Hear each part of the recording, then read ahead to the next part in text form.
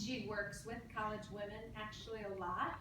And so when the realm came up of like, what would you share to women if you could talk to women in college who are believers, like what would you want to say?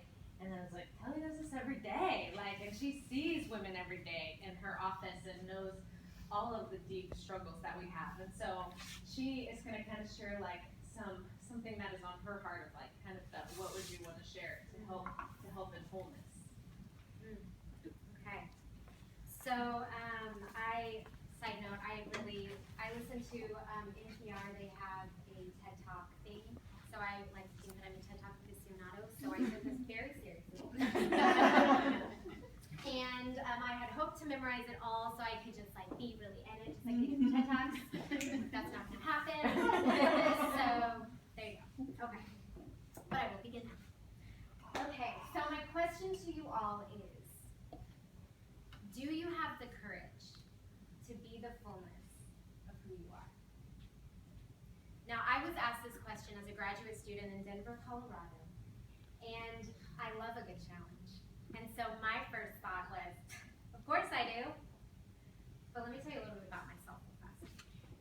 First of all, as Jamie mentioned, my name is Kelly McKinney. I am a licensed professional counselor here in Kansas City.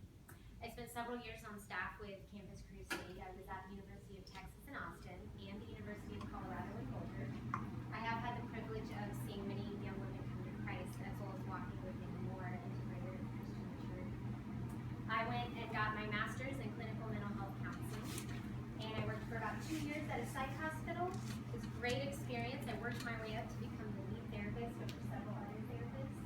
And currently, I'm at William Jewell College, and I have a private practice. And I have thought a lot about this question. So, if you stop and think about it, what does showing up in the fullness of who you are, what does that entail? Well, it first and foremost entails vulnerability, bringing all of yourself to the table. As a therapist, there's study after study that shows that it doesn't actually matter so much what the technique is, the skills you have, or the theoretical approach that you utilize in the therapy room. Those are important, but what really matters is actually who you are as a therapist, that therapeutic relationship.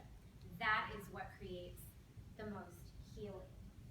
And so what that means for us is that you showing up in your life in the fullness of who you are, you can be an agent for healing, for yourself even, and for others. For many of you here, there are artists, there are cultivators of community, there are young professionals here, and the greatest work that you can produce comes out of your own beauty, your own joy, and your own pain. A lot of the feedback that I get from this, there's a lot of pushback. And why? Vulnerability is risk. There's a risk for failure, for rejection. That sense of rejection brings about shame, which we briefly touched on in the last talk. And shame is different from guilt. Just side note, therapist here. Guilt is feeling bad about something that you've done. Shame is feeling bad about who you are. It's an identity thing. There's also a fear of actually embracing your power, your strength, your talents. It's powerful. That's why it's scary. And so when I talk about this idea with young adults, with college-age people, and 60-year-old women, quite honestly, the biggest pushback I get is that feels kind of arrogant, feels kind of selfish. But let me ask you this.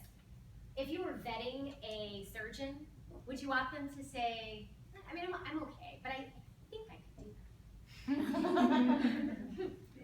Count me out, right? And I was actually, as I was thinking through some of this, I was at a coffee shop, and I thought, oh my gosh, what if I just wanted this creamy, delicious vanilla latte just at 140 degrees, because I don't want to burn my mouth. And I said, barista, this is what I want. And they said, actually, if Mary could make that probably a little better, but I mean, I'll make it for you. Here's the thing, when you sell yourself short, you create the very circumstance that you're afraid of. And when you sell yourself short, you squelch any opportunity for you to step out, to grow, to thrive, and to help and serve others.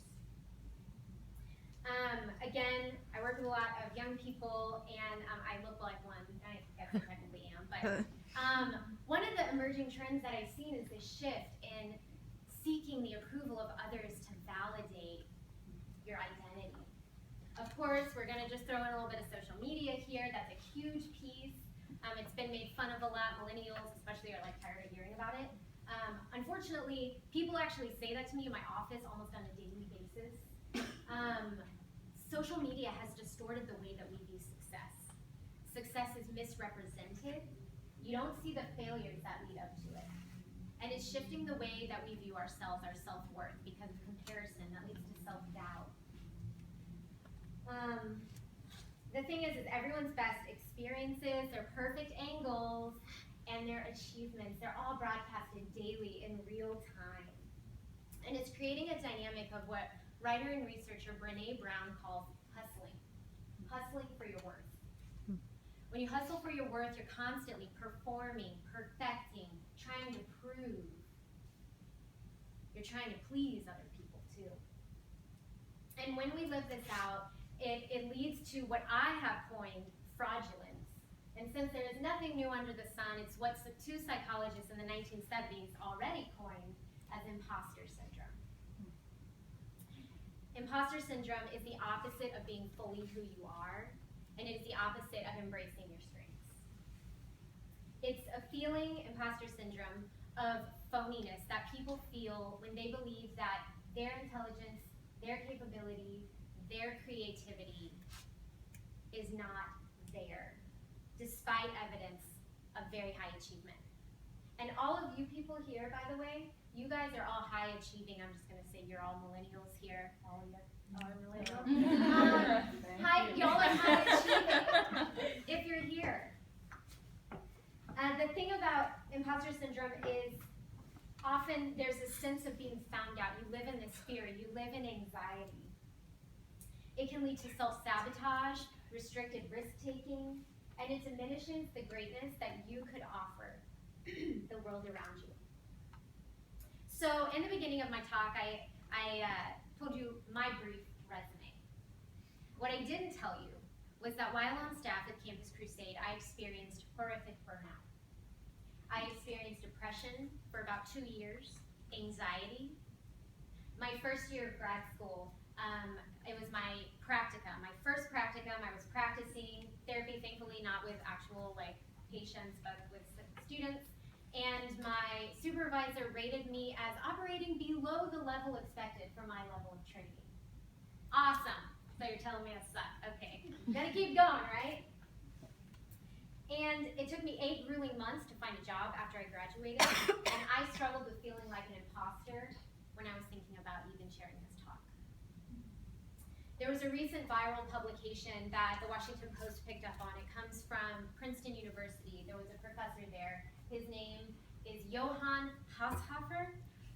My maiden name's German, but I don't speak it well. But he is a professor of psychology and public affairs, and what he did that got so much notoriety is he posted a CV, also known as a resume, of his failures. And people loved it. And he did that because he wanted to inspire his colleagues. He wanted to encourage his students, and they felt it. He invited others to accept and embrace their weaknesses and their strengths, to persevere and step out of their comfort zones.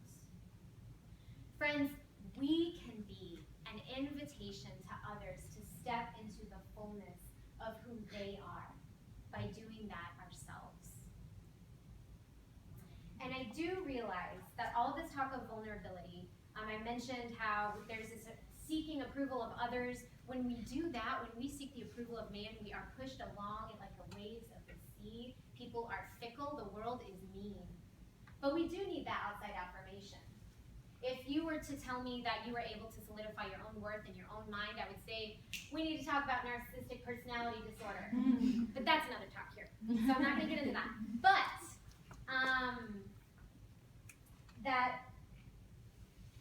that approval that we're seeking as Christians, that comes from the Lord. He has already spoken worth over you. He has already spoken truth about who you are. are.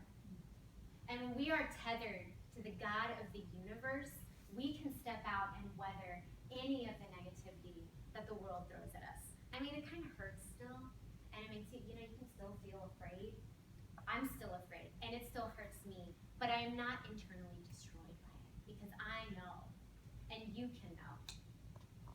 There is no fear in perfect love, and when we can accept that God already accepts us and loves us, we can step out in the power of the Holy Spirit, and we can do far greater things than we imagined, regardless of whether we feel like imposters or if we are inundated with failure. So a couple of points here as I come to a close.